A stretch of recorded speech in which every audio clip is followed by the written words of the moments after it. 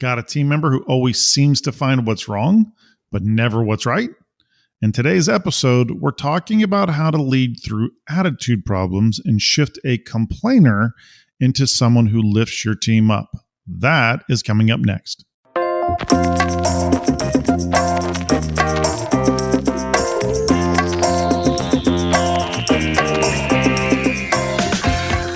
Welcome to the Chris Lacurdo Show, where we discuss leadership and life and discover that business is what you do, not who you are.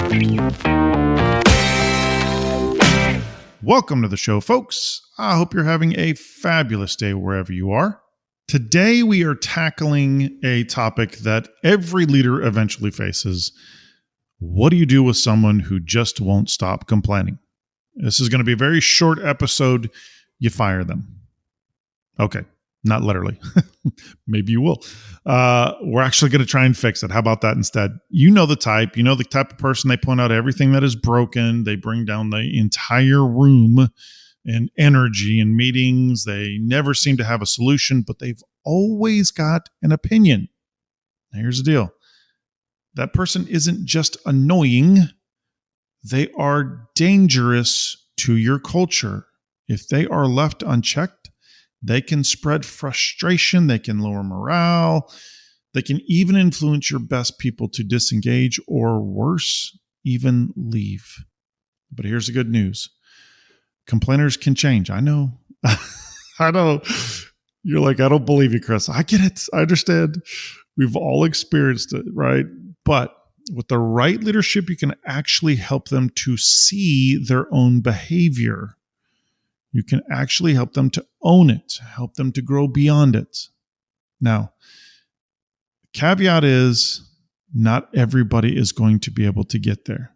But what are your other options, right? You either work on this and try and fix it, or you live with it and you can't live with it. Your team can't live with it. You have to do something about this. So I have seen this happen again and again with clients, leaders who used to literally dread certain team members now tell me, hey, they've completely turned around. They're actually one of our strongest in helping, point out problems and solve problems. They're actually helping us to build the culture now. So how do we do that? Well, today we're walking through 5 key steps to lead through attitude problems and shift a complainer into a contributor. So first thing, separate the person from the behavior. The goal isn't to label a person, it's to lead them. Yes, I know it's so quick and easy. It's so easy to label somebody, but what you will find is labeling them doesn't solve it. It doesn't fix it. It's not helping. You're not changing anything by labeling them a complainer. Yes, they're complaining, but folks, you've been listening to the show long enough, or if you've just found us, our goal isn't to focus on that surface. Our goal is to dig in and find out what's going on. So a lot of leaders fall into 2 traps. They're either ignoring the problem and they hope it goes away, which it never does, or they get super frustrated and they start seeing the person only through the lens of negativity. We've all been there. You've got to step back and you have to ask the question, is this a behavioral issue instead of a person issue? Is it possible there's something deeper that's driving this behavior, or is this just who the person is? And I will tell you, people don't want to be complainers. They don't want that to be their life. And a lot of people don't recognize that they are complainers. I mean, a lot. Think of yourself. I mean, how many times do we complain about something and then realize, oh my gosh, I didn't even realize I was just complaining about that. Gosh, that's terrible. I hate how I sound right now. Well, there's some folks that they don't recognize it. And some folks believe that complaining, or they probably wouldn't call it complaining, but their style of response is actually needed in situations. So think about this. If you got somebody who is toxic and you dig in and you start asking questions and you start helping them to see through maybe the curiosity lens. Maybe you start, instead of condemning them, you start asking questions like, hey, I've noticed this pattern. That I've noticed this in meetings that, you tend to shoot holes in things or you shoot things down, but I don't hear you solving anything. Can we kind of talk about that process that you have? Do you recognize it? Do you see it? What you may discover is they're clueless. They have no clue that they've been doing that. Or what you may find is the pride ego comes out and says, well, yeah, of course, that was the wrong thing. That was a terrible thing. And they don't recognize how they're coming across. So start the conversation with care and concern and try and help them get to seeing themselves. Don't just, pummel them. Hey, you're being a total jerk in meetings. You're being a jerk anytime we try to brainstorm something.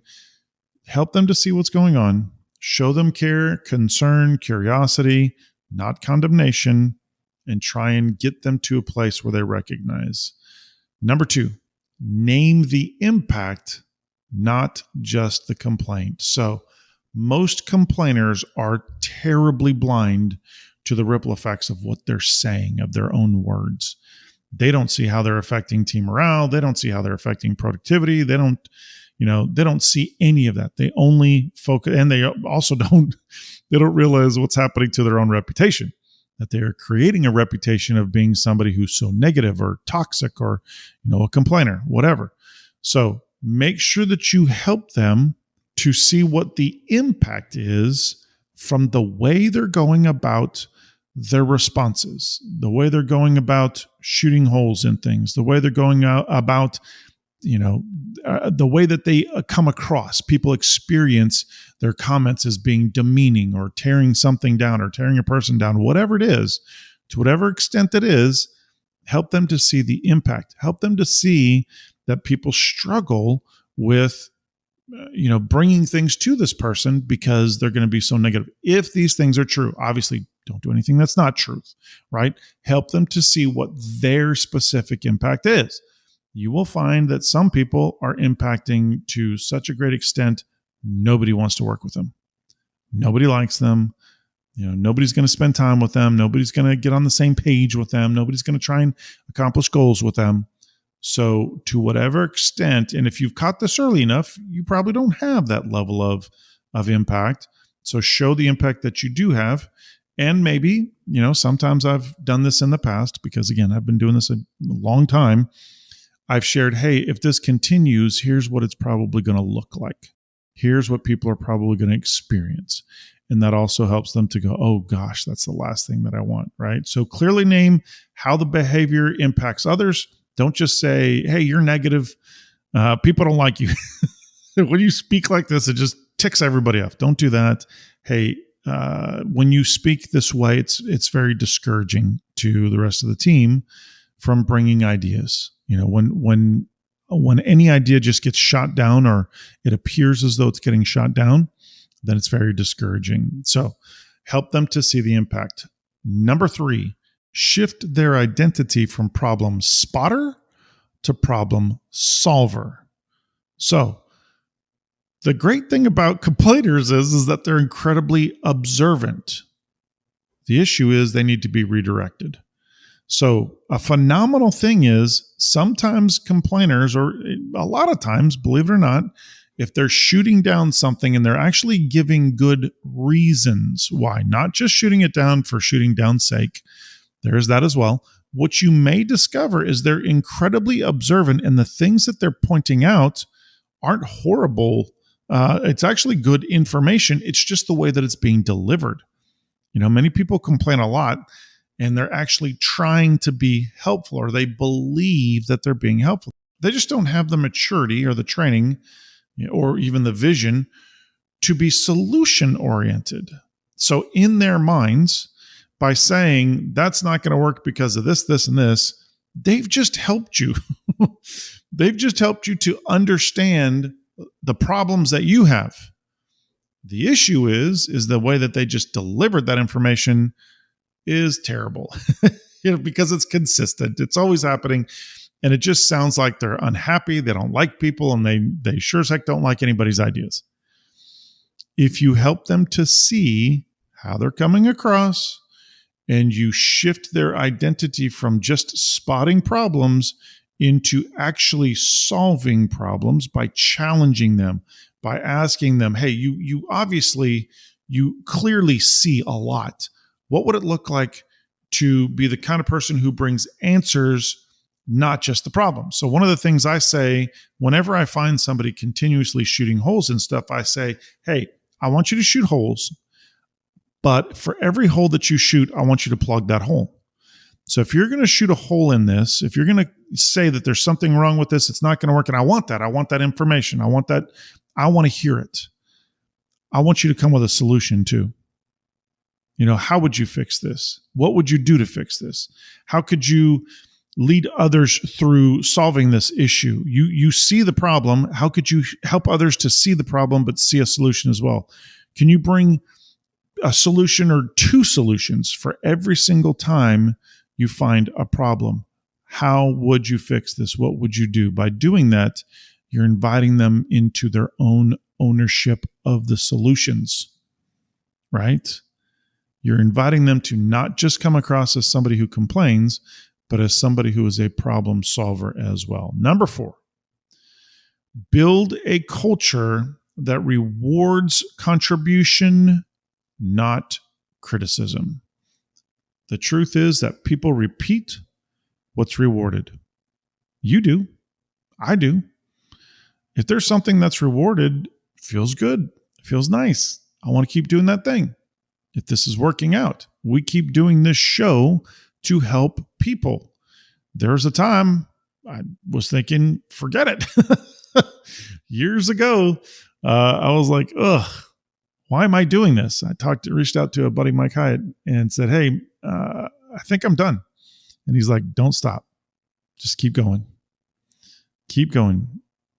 You'll find, you're right there. You'll find that people are going to receive this really well. And sure enough, bam.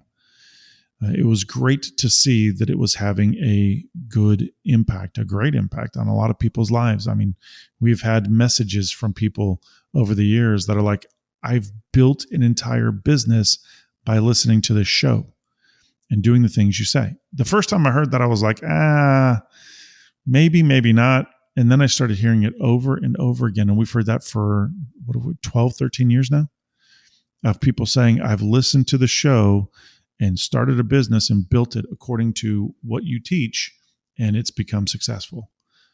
You need to know those things. People need to hear they're doing that. I as much as I help people to make right decisions and not get stuck in worth and things, one of the loneliest things is not hearing that what you're doing is working. Not hearing that what you're doing, that the passion that you have is not having an impact, right? So if you want people to repeat the things that you want them to do, reward them for it. So if you've got somebody who's a problem pointer outer who's becoming a problem solver, then reward them. If you let chronic complainers vent without accountability, then you're training the behavior that you can vent and there's not going to be any accountability. You can get away with this. But if you recognize contributors who bring solutions, believe it or not, other people will follow because they will see that they can be rewarded for that. Now, again, I'm not saying all of their entire worth is going to is going to come from you telling them that they did a great job on something. What I'm saying is that when you see that's the right thing to do and it creates a certain outcome and that outcome creates a reward, boom, people are going to do it. One of the things you could do is start calling out the wins of the week in every team meeting that you have or every public meeting that you have, publicly praising people for solving problems, right? If you start a culture where you're recognizing how people solve problems, then people are going to want to solve problems because they want to be recognized as a problem solver. They want to be recognized for the thing that they're doing right, the thing that they're doing correctly. So make sure that you're setting aside time in a meeting to set a tone. Do it in your team meetings, do it in one-on-ones, Do it where you can. And again, this is how you're creating culture, right? You're teaching the culture that you want. You're modeling the culture that you want. Make sure that you celebrate contribution. Make sure that you model how great it is when people are helping others to solve problems, right? If you will recognize it and point it out and, celebrate that, then it will train people to go, aha, that's what I'm supposed to be doing. I'm supposed to be helping out. Another thing you could do is redirect negativity in real time with questions like, hey, what's a productive next step? When you experience the negativity in real time, instead of just pointing out negativity, ask the question, hey, what is a positive next step? What's a productive next step? What's something that we can do to solve this right now? Now, I will tell you this. There's a really good chance you're going to get, oh, I don't know. And that I don't know drives me nuts. Everybody has enough brains to figure out something. But when people don't want to, or they don't want to put their head on the chopping block, or they don't want to look stupid or sound stupid, then what happens is you get the, I don't know.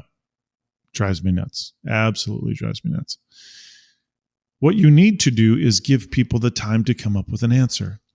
If you find somebody just shooting down ideas and not giving solutions, and their only answer is, I don't know, then help them to overcome that with, hey, do me a favor. I want you to go take 20 minutes and come up with an idea on this.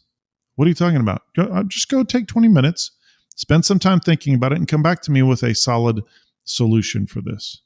Well, I don't have a solution. I know. That's why I want you to go take 20 minutes and go think about this. And what you'll find is that you start training them. You train them one of two things. If they're a champion, they're going to come back with solutions. If they're not a champion, they're going to avoid pointing out negative stuff. So somehow it's a win in each situation, but really you're hoping that they're not somebody who doesn't come back with a solution and just stops being negative, because God, you want people to get beyond that. You want people to recognize the struggle and get beyond.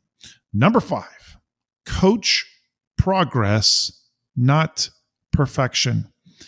Do not expect instant transformation. Let me say it again, especially if you're somebody who goes, well, I told them once, they should already have this. Do not expect instant transformation. You've got to lead this process patiently. You've got to spend time. You've got to come back. You're probably going to have to mention it multiple times before it takes hold. And if you think about it, how many times in your life did you need somebody to teach you multiple times before you got something and it stuck really well, right? Especially when it comes to changing an attitude, changing a behavior. Behavior change takes time. It doesn't happen overnight. Even if somebody wants to improve, there's a really good chance they're going to backslide on this, right? They're going to do it again. It's going to happen again. So it's going to take some time, and they're going to need you there. What really matters is that you keep coaching the vision of who they can become. If you will spend time continuously coaching them and helping them to see that they can become a better version of themselves and a more positive version of themselves, they're going to get there. It'll happen. So spend time doing that, right? Don't just tell them once and expect them to change, and then when they screw up, you rip their heads off. That's not going to help anybody. Tackle it with the concept that this is a growth path. Sit down, define the struggle that they're experiencing, line out a growth path, give ideas, and have them give ideas. As a matter of fact, I would start with, hey, what do you think are some things that you can do to grow in this area? How do you think you can change in a more positive way in this area? And then take their ideas and then give some that they haven't come up with. If you've got some ideas that they haven't thought about, give some more ideas. Here's some things I think you can do. Well, why don't we decide on this? Why don't we agree on this? We'll put this down. And then over the next 3 weeks, month, 2 months, whatever it is, if they are habitual, then this may take a little bit more time. But set up an amount of time where you need to see some adjustments, some change. And then do yourself and them a favor. Celebrate small wins. Make sure that you're recognizing, whether it's one-on-one or in public, make sure that you're recognizing when they're doing a good job. Now, don't do it fake and don't, go ballistic to, over the top celebration in front of other people. Mentioning it is a celebration. Hey, Jody, great job on solving that problem over there. I appreciate that. Thank you. It can be something so simple as that, right? Make sure that you're giving regular feedback. Make sure that you're reminding them of the progress. Hey, look at where you are. One of the fun things I love about doing things like Strat Plan or Next Level Life, especially when folks have come back for 2, 3 times, multiple times, is helping them to see, as we're going through and finding new things to work on, is pointing back to where they were when they started. Hey, do you remember 3 years ago when communication was like this and we had no accountability and it is such a great thing for people to stop and recognize the progress. Oh my gosh, I do remember that. Geez, we did a terrible job with such and such or communication or whatever. And look at where we are now. Yep, absolutely. We have grown, right? We've stepped it up. Now we're going to step it up again. In a few years, we'll look back on this time frame and we will see that we have grown immensely. So make sure that you're reminding them of the progress, and most of all, keep pointing them toward helping them to see that this is a greater version of themselves. Help them to see that this is personal growth. Help them to see that they're becoming a newer version, a better version of them, right? It's amazing when you help somebody shift mindset into something that's more positive. And again, they still may not see the pointing out issues, shooting holes in things as an issue. They may see that as, yeah, but I'm still trying to help. Okay, but our goal, remember, is not about you just shooting holes. It's about setting everybody else up for success. It's about communicating to the team in a way that allows them to go, oh my gosh, I totally see that. We need to fix that. So make sure that you keep pointing them back to that this is a progress of growth, that this is a process that's helping them to become a better person, a better leader, a better family member, better spouse, whatever.